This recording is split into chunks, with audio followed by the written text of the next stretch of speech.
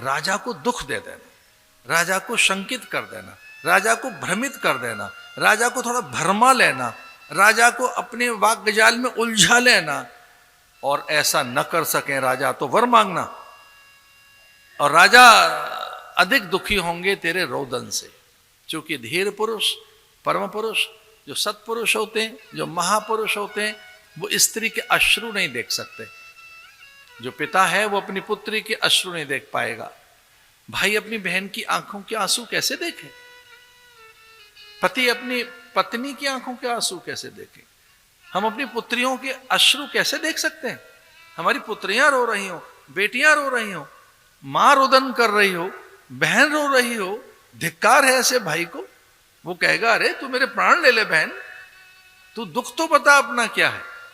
पुत्री रो रही हो तो पिता कहता है मेरे प्राण जा सकते हैं अरे बेटी, मांग क्या चाहिए। वैसे श्रीमान जी पिघल जाते हैं श्रीमती की आंखों के गीलेपन से। बड़ा विज्ञान है हमारा, रूठने का विज्ञान तो क्या बात है। जो लोग रूठना जानते हैं वो सबसे नहीं रूठते, उनसे ही रूठेंगे बस।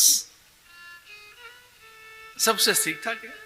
कई बार घर में ऐसा चलता है, कोल्ड वार चल रही है, कुछ लोग तो महारथी 3-4 दिन तक नहीं बोलते आपस में। कई लोग लंबा रिकॉर्ड बनाते हैं, महीने तक नहीं बोलते। उनको लगता है क्या 2-4 दिन में क्या बनता है। लंबा कीर्तिमान स्थापित हो रहा है, ए जी ओ जी लो जी सुनो जी, बात नहीं होगी।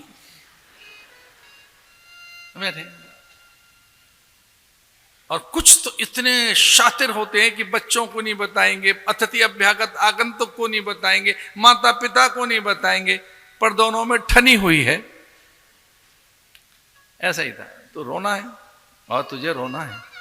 अच्छा, मंथरा ने ये बात 3-4 बार कही कि कैकेयी तुझे कुछ नहीं करना है, रोना है, बस रोना है। दशरथ का आगमन, औंधा कलश, दीप बुझे हुए हैं, कैकेयी के आभूषण बिखरे हुए हैं, कोप भवन में है कैकेयी। ये कैसे पता लगे कहां है कैकेयी? कोई नहीं है भवन में, सूना भवन, अंधेरा है। मंथरा एक और कोने में खड़ी है, मणि स्तंभ के पीछे। दशरथ ने यह भांप लिया था कि मंथरा छिपकर खड़ी है, और मंथरा की बुद्धि मंद है। तो मंथरा ने कोई बात ऐसी कह दी होगी कैकेयी को जिससे कैकेयी रूठ गई। किसी ने अपमान कर दिया होगा कैकेयी का, दुर्वचन बोल दिए होंगे, उसके मन की आज नहीं चली होगी, या तो कोई राजा रानी आकर कुछ ऐसा कर गया, पता नहीं किससे कोई भूल हो गई। मन तो हुआ कि मंथरा से पूछ लें, लेकिन दासी पता नहीं क्या विचार दे देगी। तो पहुंचे वहां जहां रानी रूठी बैठी थी। रानी का रोदन देखा नहीं गया राजा से।